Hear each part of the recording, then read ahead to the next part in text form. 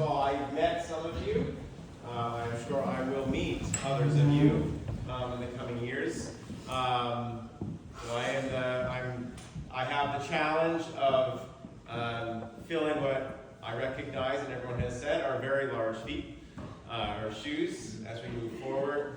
I'm both humbled, blessed, and a little bit intimidated in the process there. When I started the interview process for this job back in September, August, I was slightly intimidated because it's not necessarily, this is one of those cases where you're just not necessarily applying for a regular job, right?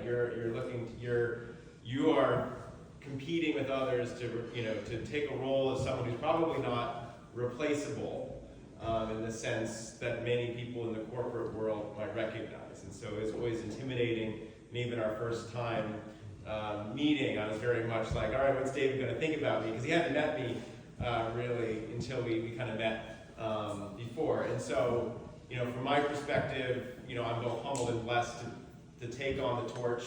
As I said, I feel that there's going to be a constant kind of need to, like, all right, we have to live up to, not to creating pressure per se, but from my perspective, it's like, all right, how do we fulfill the vision? How do we keep the momentum going? Because, not everybody knows just like how many properties we have in the pipeline. We estimated we've got 58, 52 in the pipeline. That is an amazing amount of properties and an amazing amount of families. And that's just not a haphazard outcome, right? That is a matter, and this is something that, I aspire to, that I believe David has really done a great job of, is balancing the mission of how do we serve as many families as possible? How do we make sure that we have happy and thriving staff and volunteers who want to keep on working? But then how do you also make sure that you're being a steward and running an organization that's balancing mission and business, and the need to keep your revenue going, to make sure that your revenue and your net income is growing, not because you're anybody's going, bringing that profit home, but you need that income to keep on buying more land, building new houses.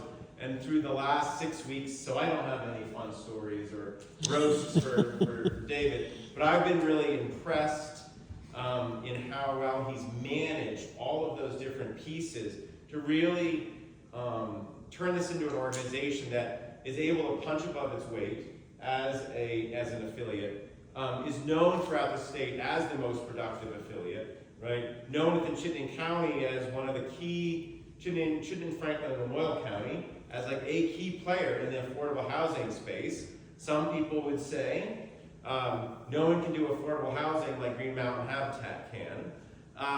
And that's really because of a really nuanced leadership style that David has brought to the table. And again, every day I've come in and I've had a conversation. It's like, oh, I hope I can figure that out in 5 years' time in terms of navigating how do we take the next step. So David, my commitment to you is to try to keep as much of the spirit and the vision going. I'll put in my own ingredients as well. But in my view, you kind of created a line in the sand that I see myself needing to live up to. I hope everybody in this room feels that same, I don't want to use the word urgency, but there is this urgency of meeting the challenge of the mission that we're here. It's not going to be easier. It's going to get harder, actually.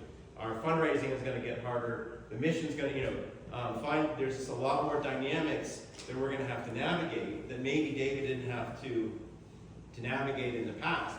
But we're going to be able to still bring that, is it the can-do spirit, let's get that shovel and figure it out as we go through that.